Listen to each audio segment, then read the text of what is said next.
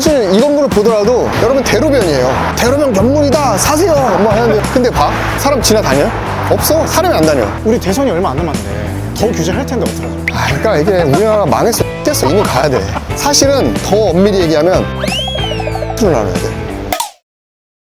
우리 그래도 숫자 얘기를 좀 해볼까요? 테헤란로 변은 토지 평당가로 뭐 3, 4, 5억, 6억대까지도 거래가 됐기 때문에 그 거래가액 자체가 몇천억대예요. 저희 입장에서는 현실성이 좀 떨어지는 금액대긴 하고, 지금 이제 저희가 서 있는 데는 테헤란로와 수직으로 관통을 하고 있는 선릉로예요. 그래서 이것도 나름 큰 대로죠. 그치, 왕복 4차선 도로니까. 사선이니까. 큰 도로인데 이제 여기만 와도 확실히 뭔가 좀 유동도 줄고 건물의 층수도 낮아지고, 그 다음에 이제 건물 가액도 그나마 수백억대로 좀 낮아지긴 합니다. 여기 지금 이면에서 3면으로 왔어요, 여러분. 테헤란로에서 3면인데 오히려 2면은 4m였는데 3면은 지금 왕복 8m 정도 도로, 한 10m? 10m 이렇게 되는 것 같고, 사실 이 라인 따라서 이게 쭉 가면은 사실 식당이 굉장히 많아요.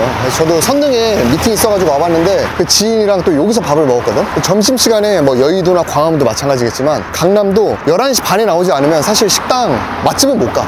웨이팅이 심해가지고. 점심시간 피크 때긴 하지만 그만큼 수요도 많고 뭐 공실이라는 건 사실 없습니다. 다만 우리가 공실 외치는 거는 여기가 아닌 더 안엔 주택가에 오피스를 좀 얘기를 하는 오피스를 거죠. 얘기하는 거고, 물론 이제 옛날보다는 법인카드도 많이 덜 쓸 거고, 그 다음에 여기는 워낙 또 중심 상업지니까 크게 뭐 이렇게 타격이 없는데, 그래도 우리가 입지를 봐서 공실이냐 아니냐 이런 그런 좀 어느 정도 결은 좀 구분할 줄 알아야 된다 이렇게 생각을 합니다. 그래서 지금 이 카메라에 비치는 것만 봐도 느끼겠지만 오피스 건물 바로 이면에 요 골목부터는 간판이 덕지덕지 붙어 있죠.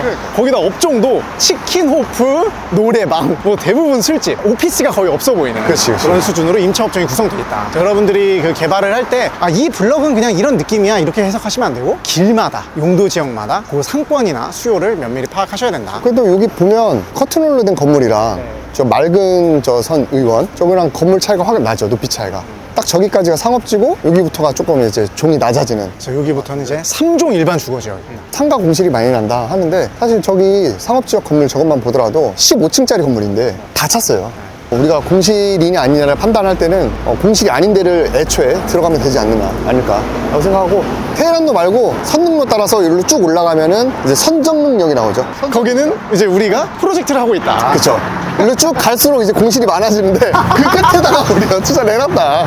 그 혹시 모 채널에서 보신 거 좀 그거 때문인가요? 뭐 채널? 뭐? 빌딩의 신에서 여기 공실 많다 이렇게 했던 거. 그 빌딩의 신 그 박준현 대표님인가? 네. 성함이? 그분도 건부대 선배님이더라고.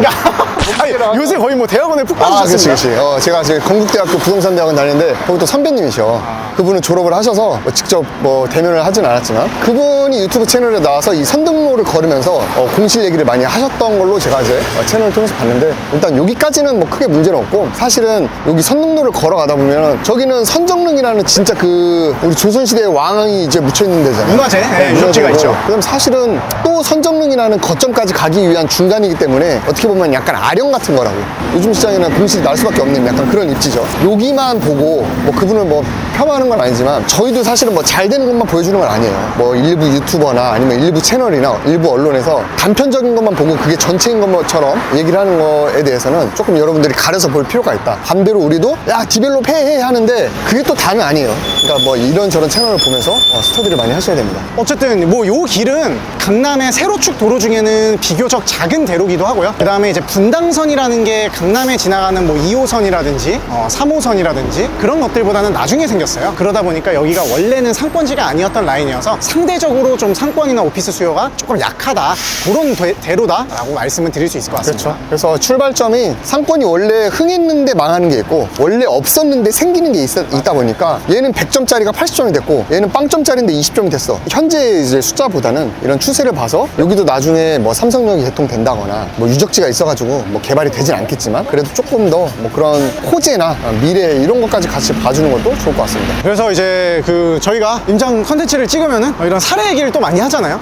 뒤에 있는 거는 사실 뭐 디벨롭이 돼 있거나 그런 사례는 아닌데 지금 촬영 시점 25년 5월 기준 바로 직전에 실거래가 됐던 그런 사례라서 한번 소개를 드려볼까 합니다. 자, 뒤에 있는 건물은 지하 1층이고요 지상 4층으로 된 92년도에 지어진 비교적 노후된 근린 시설 건물입니다. 그래서 용도 지역은 3종 일반 주거 지역이고 건축물의 용도는 근린 시설이에요. 땅이 43평입니다. 거래가 100억이 됐어요. 그러니까 평당 평당 2억 3천.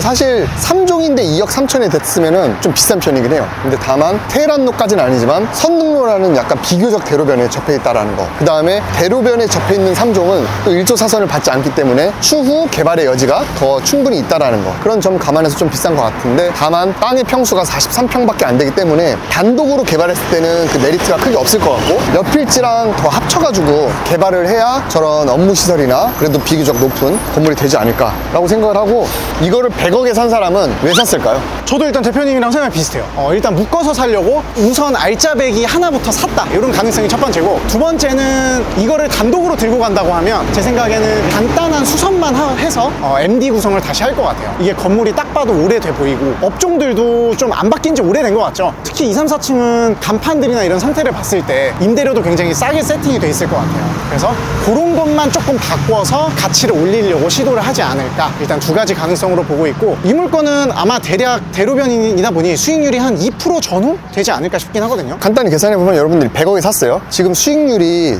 뭐 강남은 2, 3%밖에 안 되는데 왜 사냐 하는데 사잖아요. 자, 2%라고 칩시다. 그럼 100억짜리를 샀어. 그럼 2%면 2억이죠. 임대료가 2억이 나와야 된다. 1년에 2억이란 소리예요. 그러면 한 달에 2천만 원 정도 나와야 돼요. 1,000만 원 후반대, 한 달에. 근데 이거 연면적이 몇 평이에요? 105평이에요. 거의 100평이면 평당 임대료가 10만 원 후반대가 나와줘야 돼요. 자, 그러면 평당 임대료가 10만 원 후반대, 20만 원에 가까우려면 사실 굉장히 입지가 좋아야 되거든요. 건물도 신축이어야 되고. 우리가 논현동 이면에 건물을 지었는데 이번에 평당 임대료를 10만 원 초중반에 맞췄어요. 신축인데도. 근데 이게 거의 20만 원은 나와줘야만 2%인 거예요. 우리가 임대료를 모릅니다. 근데 사실 이거는 92년도에다가 엘베가 없어요. 엘베가 없고 지하까지 포함해서 100평이야. 그러니까 1층 정도는 뭐 20만 원, 30만 원 받겠지. 근데 이걸 다 전체로 했을 때 이게 그만큼 나올 거냐 했을 때, 그러면 제가 판단컨대 2%도 안 될 확률이 있다. 자, 그러면 이거를 100억짜리를 살 때 내가 대출을 한 60억, 70억 받았어. 그럼 내 돈은 3, 40억이 꼬라 박는 거야. 그럼 60억, 70억 받은 거에 대한 대출 이자를 내야 되잖아. 그러면은 60억 받으면 내가 볼 때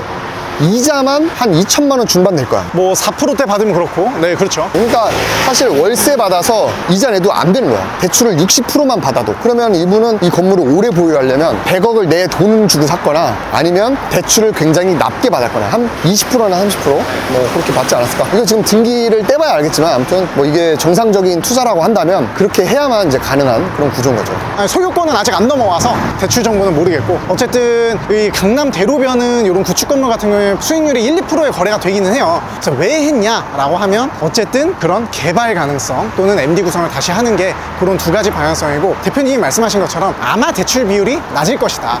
여러분들이 그렇게 생각하시면 됩니다. 그래서 여러분들 그 건물 투자하는 유형이 크게 세 가지죠. 내가 이걸 건물을 쓰려고 하는 거. 요거 이제 조금 고급스럽게 바꿔보자. 네. 캐피탈 인컴. 캐피탈 인컴이 아니지. 다시. 갑자기 그 숙제를 하시는 것 같은데. 갑자기 지금 시험 왜. 준비를. 이제 1학기잖아. 캐피탈 게인, 그 다음에 인컴 게인. 네, 그런 게 있어요. 그래서 캐피탈 게인은 자산 그 차익을 누리는 거고, 인컴 게인은 현금 흐름을 만드는 거죠. 그래서 사실 요거 같은 경우는 뭐 수익률보다는 향후에 삼성역도 개통되고 하면은 더 많이 오를 거다라는 거에 기대감 때문에 투자할 확률이 높지 않을까라는 생각이고, 사실 우리가 쭉 걸어가면서 굉장히 분위기가 조용해지고 있어요. 나무도 좀 많아지고. 여기 보면 이거 같은 경우도 지금 원룸이죠. 네, 주상복합이죠, 소규모. 네, 그래서 1층은 사실 생활 밀착형 상권이기 때문에 이런 주거민들이 좀 쓸 거고, 그죠? 그냥 일반적인 뭐 그런 상권입니다. 그래서 이런 데일수록 상층부를 주택으로 좀 구성을 하는 게 공실에 대한 리스크도 줄이고 임대에 대한 안정성도 높일 수 있고 뭐 그런 측면이 있죠. 그냥 좀 상식적인 것 같아요. 업무지구가 대로변에 몰려 있으면 나머지 생활에 필요한 업종들이 결국은 그 인근에 필요는 하고, 거기에 이제 주거도 포함이 되는 거죠. 여기 이 오른쪽 건물 같은 경우에도 딱 보기에는 이거 공실인가 하는데, 사실 이제 병원이 통으로 쓰고 있고, 그리고 사실 뭐 여기가 업무지구긴 하지만 3면 4면으로 들어가면 또 은근 또 주택들도 있거든요. 그러니까 그런 사람들도 뭔가 나와서 뭐 편의점에서 뭐 또 사고 밥도 먹고 머리도 깎아야 되고, 근데 그런 게 이제 근린 시설에 필요한 건데, 뭐 그런 것들이 사실 이렇게 좀 있는 거고. 이 길에 한다고 하면 너무 오피스 타겟보다는 한 두세 개 층은 상가로 기획을 하고, 그 다음에 나머지를 뭐 주거를 섞을 거냐 오피스를 섞을 거냐를 살짝 고민하는 게 좋겠죠. 그렇죠. 사실 이 건물을 보더라도 여러분 대로변이에요. 대로변 견물이다 사세요 뭐 하는데, 근데 봐, 사람 지나다녀요? 없어. 우리 아까 오프닝 한 데랑 완전 느낌이 다르죠? 오프닝한 데랑 다르잖아. 한 진짜 한 200m 차이 나나? 사람이 안 다녀. 그럼 유동인구 없는데 대로변이야. 좋은가요? 이거는 저기 있는 근무하는 사람들이 웨이팅하기 싫을 때, 빨리 밥 먹어야 될 때 오거나, 아니면 여기 주변에 사는 사람들 뭐 하거나. 3, 4층은 솔직히 뭔지도 모르겠어. 저게 진짜 주택인지 근생인지. 그러니까 여러분들이 뭐 너무 대로변 노래하는데, 대로변을 어떻게 건물을 운영할 거냐에 따라서도 가려서 봐야 된다. 그러니까 여러분들이 이 정도라고 하면 그냥 무조건 올근생 지어야지라고 그냥 기계적으로 생각을 하실 텐데 그러면 안 된다. 이게 정책적인 문제도 있는 게, 주택을 너무 규제했어. 그쵸. 우리 대선이 얼마 안 남았는데 더 규제할 텐데 어떡하죠? 그러니까 이게 우리나라 망했어. 이미 가야 돼. 봐봐. 그러니까 아파트를 규제해야지 주택을 규제하면 안 되는 거거든. 그러니까 아파트라는 상품은 주택 중에서도 굉장히 특수한 상권이야. 굉장히 정형화돼 있고 우리나라 수요가 많기 때문에, 사실은 더 엄밀히 얘기하면 부동산과 아파트로 나눠야 돼. 해외에서 볼 때도 한국 아파트가 되게 특이한 상품이긴 해요. 맞아. 그래서 이 아파트를 규제해야지, 이걸 주택으로 다 묶어서 규제해버리니까 그냥 나머지 그냥 뭐 상가주택, 다가구, 다세대 다 묶여버리니까 사람들이 주택 하면 그냥 진절이 나는 게, 얘가 약간 습관화가 되었어. 나는 뭐 대출도 안 나오고 뭐 주택수도 포함도 안 되고 뭐 종부세 내지 막 하니까, 주택하면 진절이 내고 다 올근생을 외치니까 다 공실 나는 거야. 그래서 공실 나는 거야, 솔직히. 그때 마침 코로나 때문에 경기 좋고 막 시장에 돈 풀리니까 개나소나 임차사로 들어오니까, 맞아, 역시 올근생 다 끝났다니까. 주택은 아니고 뭐 올근생 아니다. 입지 봐가면서 해라. 내가 볼 땐 막말로 근생이 어려워. 근생이 이제 임차나 이런 분석적인 측면에서는 어렵죠. 아무나 하는 게 아닙니다. 주택은 아무나 해도 돼요, 엄밀히 얘기하면. 그러니까 이런 입지적인 측면에서. 근데 개발적인 측면에서는 또 주택이 또 어렵기도 하고. 가면 갈수록 근생은 어떤 이 하드웨어적인 실력보다는 어느 정도 인맥, 네트워크, 그 다음에 나의 직접 사업을 뭔가 운영할 만한 능력, 그런 것들이 좀 필요한 것 같다는 생각이 들어요. 되게 조용하다, 그죠? 우리가 여기 왼쪽에 있는 게 선정릉이에요. 여기가 아까 이제 테헤란로에서 한 4면 5면 이렇게 온 거고, 한 4층짜리 이런 건물 딱 좋잖아, 그죠? 연구소 하나 있고. 위에는 주택, 이거는 4층 사무실이네. 옛날엔 주택으로 지었다가 아마 사무실로 임대를 한 것 같고.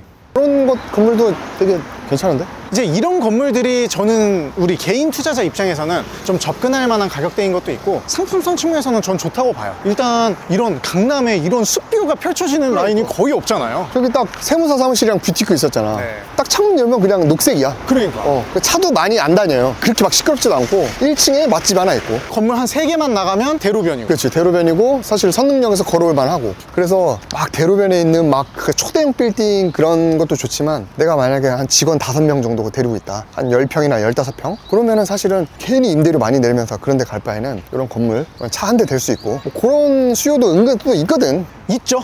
있죠. 그런 걸 잘 보면 될 것 같고. 그래서 여기도 보면 거의 뭐 주상복합처럼 1층에는 굉장히 이제 상가들이 많이 있고, 여기는 그러니까 이런 주거민들도 많이 이용하고, 그래서 안쪽에 있는 업무 시설에서 쓰는 직장인들도 많이 와서 밥을 먹을 것 같고, 진짜 요거야말로 주거와 상업지가 딱 약간 혼합되어 있는 그런 입지기도 하고, 거기에 딱 맞게 기획이 잘 된 것 같아요. 여기 업무직원분들도 점심에 은근히 많이 나와서 한 바퀴 돌고 들어가죠. 평일 점심시간 빼고는 사실 또 굉장히 조용한 지역이에요. 공원도 있겠다, 역도 가깝겠다, 강남이겠다. 뭐 요 집에 대한 그런 물리적인 상품성만 빼고는 입지적으로는 살기는 좋은 것 같아요. 물론 이제 여러분 뭐 학군이나 이런 거는 당연히 아니겠죠.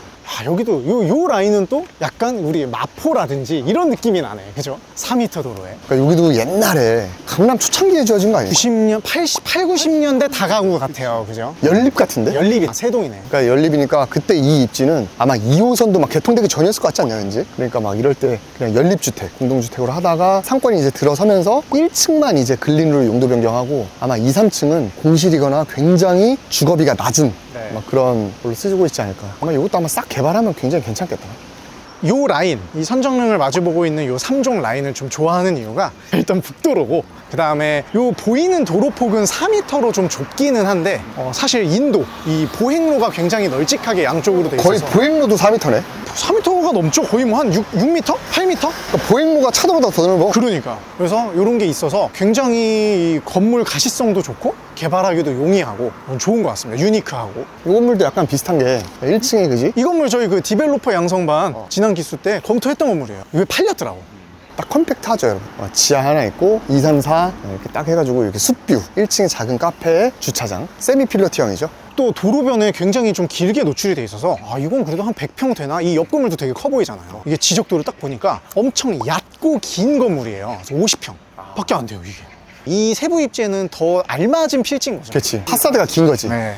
그렇게 하고 나름 주차도 3대. 그래서 숲뷰로 볼 수 있는 면은 넓고, 그러니까 두께가 얇은 거죠. 그래서 사실 안에 공간 효율 측면에서는 조금 떨어질 수 있겠으나 숲을 이용하는 그런 효율성 측면에서는 굉장히 좀 가볍고 땅이 좀 작으니까 우리가 이제 투자하려는 사람 입장에서도 조금 부담이 좀 덜하다. 그럼 우리 이제 약간 이제 개괄적인 내용을 많이 했으니까 실질적으로 개발한 사례들을 한번 보러 가보실까요?